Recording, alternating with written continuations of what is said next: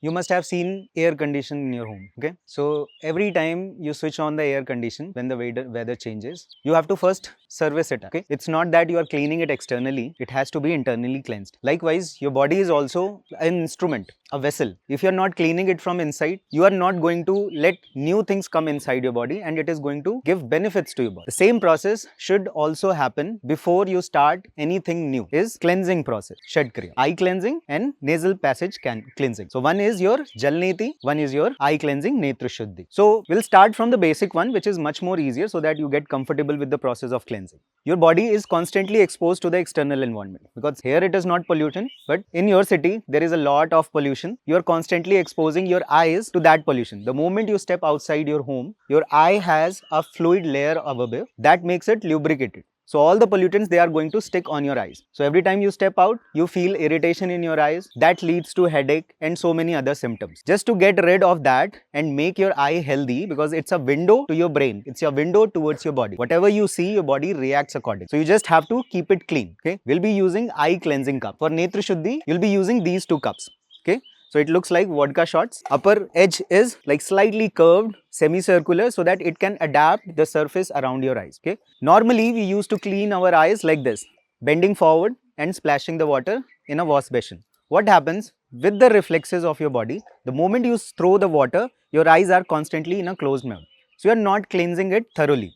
Your eyes is surrounded by 360 degrees by muscles and your eyelids. So whenever your eye moves, some of the part of your eyes are inside, hidden. So all the impurities that are going to stick when you move your eyes, they are going to go inside. To cleanse that, you have to just roll that out. How that is going to happen? With the help of this eye cleansing cup. Okay? So you have to place this cup on the lower edge of your eye, and then you have to close your eyes and place this cup, making a firm grip. Because you have a bony structure of your nose on the center, so you should not apply a lot of pressure on the center. So you can pressurize it on the side, but not at the center. Okay, though you can do it according to your comfort, whichever is comfortable. Once the vacuum has been created, you will simply lift your head up, make it parallel, or you can even lift your head up if you are not suffering from any neck ailment. You can lift up so that water is not drooling out. Then you have to open your eyes and will perform different types of eye movements, so that every corner is going to be cleansed thoroughly. So the movements will be left and right, up and down, circular clockwise, anti-clockwise, and rapid blinking. Make sure when you are performing this, all the eye movements, in case you have to drop this cup down, you have to discard this water and fill the cup again with the fresh water. Why so? The moment you keep your eyes open inside this cup, there is a possibility that impurities might have entered this water, and you are using only a little bit of water. 2 tablespoons of water will be there inside it, so you can refill it. Now, which water to use?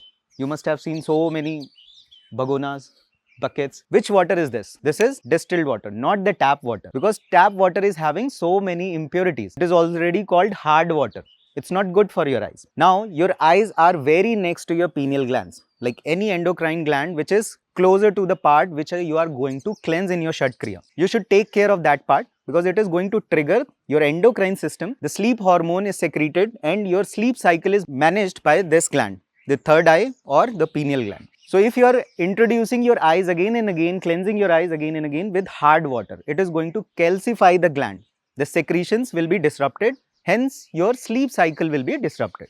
So you are doing it for good thing, but you are ending up spoiling your health. That's why you have to stick to normal distilled water, not the tap water. So it will be common for everyone. Now, to make it more soothing, because our eyes are not in a habit to keep it open inside the water. So what you need to do, make it more soothing for you. You will add few drops of rose water or gulab gel. It's better not to use the commercial gulab gel. Soak 2 rose flowers overnight, and you can use that water in a 50-50 proportion. Just prepare 1 glass and just use that glass to cleanse your eyes. This process is so easy, so user friendly, that you can perform it multiple times throughout a day. But you have to watch for your comfort. Like every time you rinse your eyes, you are removing a healthy layer, and then you have to give yourself time to rebuild that layer. If your body is not capable of rebuilding that layer, that means you don't have to redo it till this layer has not been replaced. So this is a common indication for every Shatkriya that you are going to perform.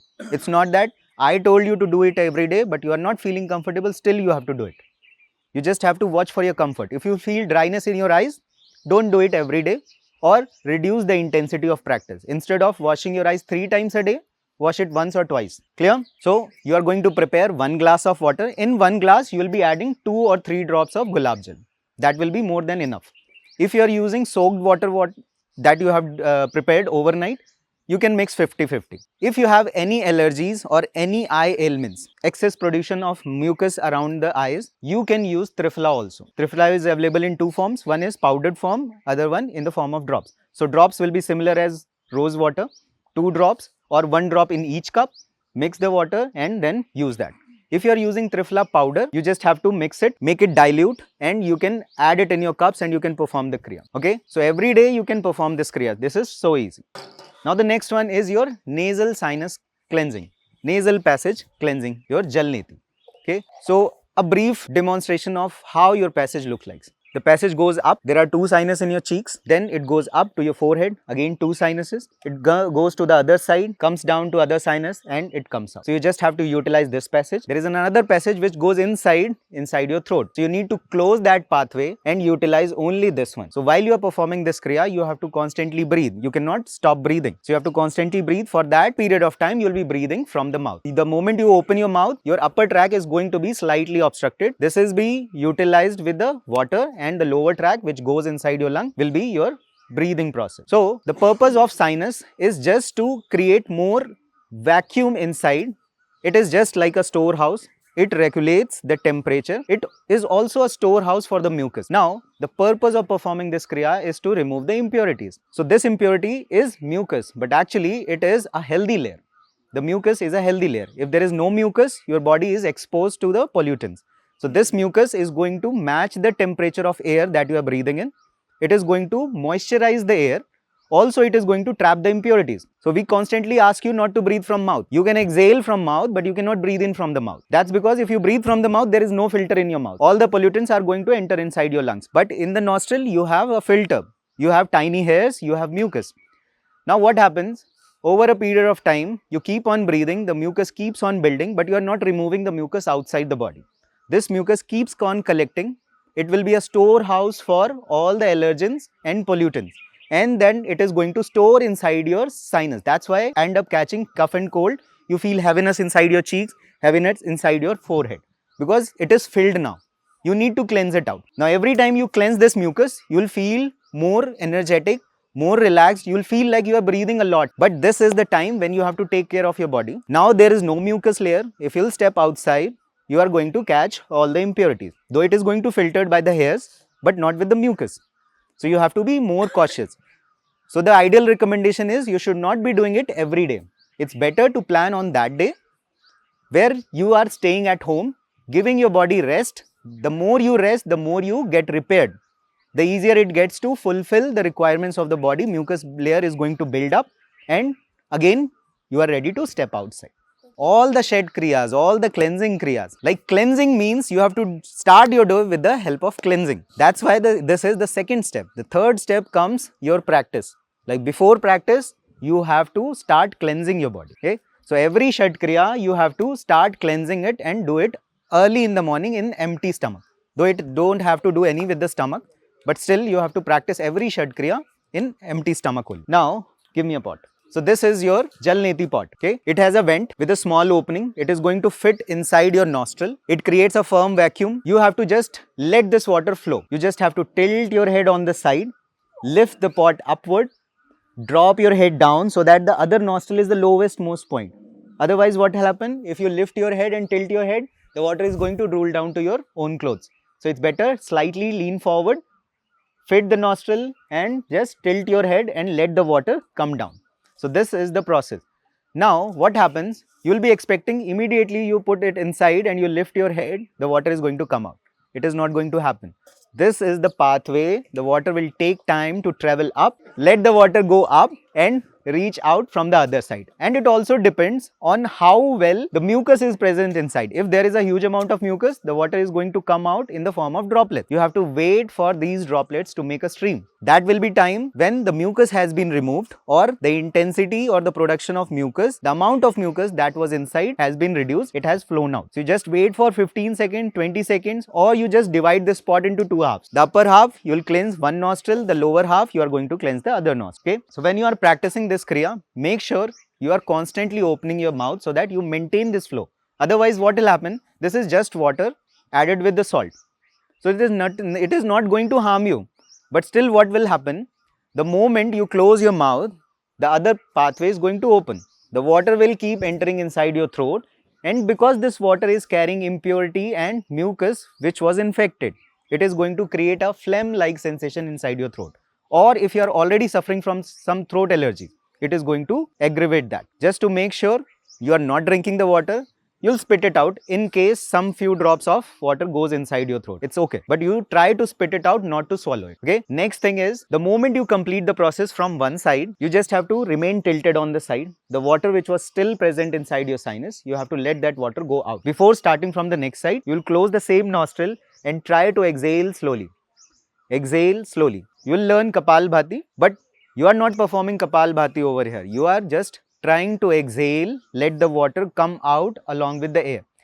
Now what will happen if you exhale forcefully? Your eyes, your ears, your nose and your throat all are interconnected. Water is still inside. You are going to force the water out. Some water is going to come out, some water is going to move towards your ears, some towards your nose, some towards your throat. So it is going to bring tears inside your eyes, first thing. Second thing, it is going to create pressure inside your ear. So you might end up catching ear pain. Also, because it is in the sinus and you are going to push the water towards the valve, it is going to create heaviness inside your head. That will lead to head pain. And if you are not removing this water from the sinus and you start from the other side, this water remains inside, it cools down and it will end up giving you cough and cold. So the idea is to follow the right procedure so that you don't end up catching cough and cold. The idea is to cleanse your body, not to get any symptoms out of it. After performing this kriya, if you are getting any types of symptom, that means you are lagging somewhere. You are skipping some of the instructions. So it's very easy how you are going to prepare. Now for this you will be needing lukewarm water. Why you are using lukewarm water? And why I mentioned to add salt in it. Like when you visit a doctor, the first thing he used to do, he applies drip. He used to match the liquids that is introduced inside your body, match the concentration and match the temperature. So lukewarm water is going to kill all the impurities, first of all. Second, it is going to be next to your body temperature. So you feel comfortable. The inner mucosa of your nasal passage is too much delicate. The moment you insert your finger, there might be a possibility you are going to rupture it and your nose will start bleeding. Okay, so you don't have to introduce it very hot water or very cold water. Lukewarm water that is next to your body temperature. Other thing is that because this membrane is too much delicate, so the moment you allow this water to flow inside, all the blood vessels which are present around it, they will start absorbing the water. Like if you are spending a lot of time inside the pool, your body feels like swelled up. Okay, the body absorbs water. Similarly, this membrane is so delicate, so if you keep on introducing water again and again, it is going to absorb water, and all the blood cells, they are also going to swell up, and after certain period of time, they will start bursting out. So it is going to create irritation inside your nasal passage. To prevent that, you are adding salt. Okay, so you have to match the concentration, match the temperature of the body, and then go ahead and perform the kriya. Okay, you can also perform with the normal water, but you will see the consequences. Initially it will be fine, but gradually you will see that you will feel dryness in your nose because now the blood vessels have been ruptured. Because you are not matching the concentration, either water is going to enter a lot inside or it is going to pull all the fluids outside. So these are the complications that you will suffer. To prevent that, just stick to the normal process. So now everybody is clear with all the instructions. Hope you are able to perform this kriya very well. Okay, so you have to follow the instruction. Do the kriya in the right way. If you are not following the instructions, you will end up having some of the other thing going wrong. So it's better to follow the instructions. Stick with the number of repetitions you should be doing it, and then it's good to go. So this was all about the cleansing kriya, the Shatkarma cleansing process. So if you'll keep following this process, you will be able to learn more other processes also. If you're not comfortable with this one, yoga and Ayurveda have so many alternatives so that you can choose from. The consistency and the discipline is the key. Okay, so these Shatkarmas are very much important. This is the second step of your Hatha Yoga. Hope you are going to follow this, and please share your experience in the comments. Hari Om.